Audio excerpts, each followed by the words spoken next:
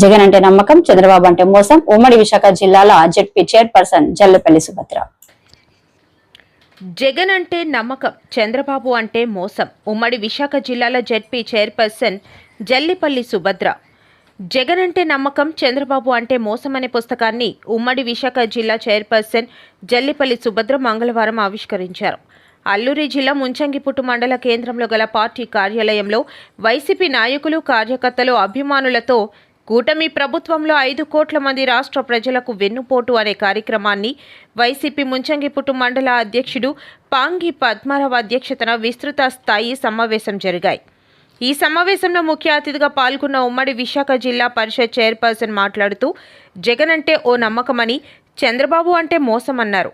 YCP ప్రభుత్వ హయాంలో శాంతి, సుస్థిరతతో పాటు లా అండ్ ఆర్డర్ పటిష్టంగా అమలైందని, నేటి కూటమి ప్రభుత్వంలో అశాంతి, అరాచకం, అటవీక పాలన, రెడ్ బుక్ రాజ్యాంగం అమలవుతుందన్నారు. వైసీపీ ప్రభుత్వ హయాంలో కుల, మత, వర్గ భేదాలు లేకుండా పార్టీలకు అతీతంగా సంక్షేమ పథకాలు ప్రజలకు అందించామన్నారు. నేటి కూటమి ప్రభుత్వంలో తల్లికి వందనం పథకంలో అర్హులైన లబ్ధిదారులను విస్మరించిందని, అనేక కారణాలతో అర్హులను కూడా తల్లికి వందనం పథకం వర్తించకుండా చేసిందని ప్రభుత్వంపై మండిపడ్డారు. కూటమి ప్రభుత్వంలో మహిళలకు రక్షణ లేదని, ముఖ్యమంత్రి సొంత నియోజకవర్గంలోనే మహిళల పట్ల అరాచకం జరుగుతుందని, మహిళలు, బాలికలపై అఘాయిత్యాలు, వేధింపులు పెరిగాయని అన్నారు. వాళ్ళు ఇబ్బంది పడుతున్నారు.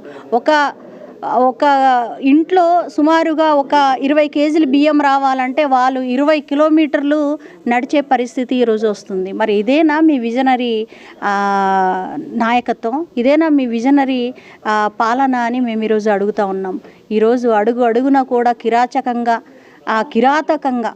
ఎక్కడ పడితే అక్కడ మహిళల మీద దాడులు కానివ్వండి, అదేవిధంగా ఈరోజు వైఎస్ఆర్ కాంగ్రెస్ పార్టీ మీద దాడులు కానివ్వండి, అదేవిధంగా ఈరోజే వచ్చినటువంటి వార్తల్లో చూసుకుంటే కుప్పంలో ఒక మహిళ మీద ఒక కూటమి నాయకుడు వారి దగ్గర అప్పు చేశారని ఒక మహిళని తీసుకెళ్ళి పిల్లలు ఎదురుగా ఉన్న అంటే పిల్లలను వాళ్ళ పిల్లలు చూస్తుండగానే ఒక తల్లిని చెట్టులో కట్టేసినటువంటి పరిస్థితి ఈరోజు మనం చూసాం.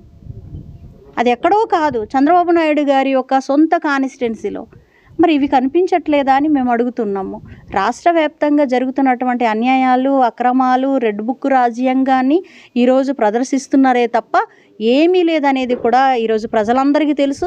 వీళ్ళు రాష్ట్రంలో ఎక్కడ అభివృద్ధి జరగట్లేదు, కేవలము అల్లూరి సీతారామరాజు జిల్లాలోనే అభివృద్ధి జరుగుతూ ఉంది అని మొన్న డిప్యూటీ సీఎం గారు అదే మాట అన్నారు.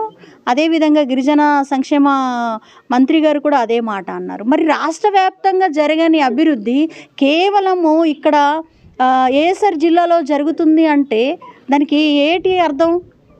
సో ఇక్కడ గత ప్రభుత్వంలో ఏదైతే పిఎం జన్మన్ కింద కేంద్ర రాష్ట్ర ప్రభుత్వాల యొక్క సహకారంతో గత ప్రభుత్వ హయాంలో ప్రతిదీ కూడా ఇక్కడ ప్రిమిటివ్ ట్రైబ్స్ ఉన్నటువంటి ప్రాంతంలో నివసించే ప్రతి గ్రామాన్ని కూడా అభివృద్ధి చేయాలని సెంట్రల్ గవర్నమెంట్ ఇచ్చినటువంటి నిధులకు ఈరోజు మేము ఇస్తూ ఉన్నామని డప్పులు కొట్టుకుంటున్నటువంటి మినిస్టర్ గారికి నిజంగా మేము సూటిగా ప్రశ్నిస్తున్నాము. మీరు ఓపెనింగ్లు చేసే ప్రతిదీ కూడా వైఎస్ఆర్ కాంగ్రెస్ పార్టీ హయాంలోనే శాంక్షన్లు అయ్యాయి.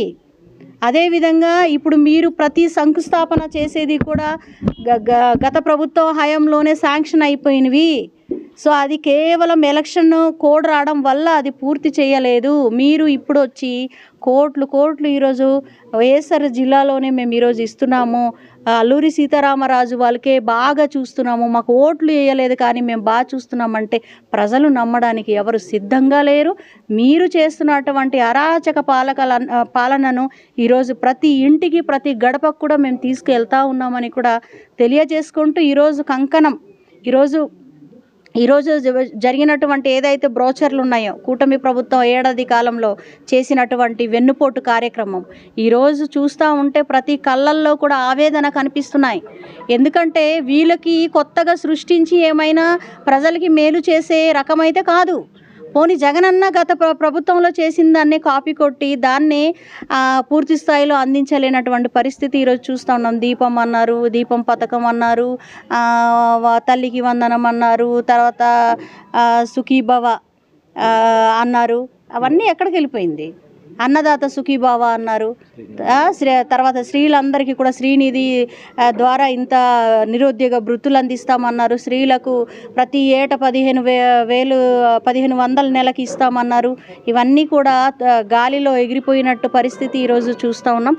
కాబట్టి ఖచ్చితంగా రేపన్న రోజు ఖచ్చితంగా మళ్ళీ జగనన్న ఎప్పుడూ మా ఏజెన్సీ ప్రాంతం అరకు పాడేరంటే వైఎస్ఆర్ కాంగ్రెస్ పార్టీ కంచుకోట. ఆ కంచుకోట ఏ రోజు కూడా బ్రేక్ కాకుండా మేము చూస్తామని కూడా ఈరోజు మీడియా ముందు తెలియజేసుకుంటున్నాం. Thank you.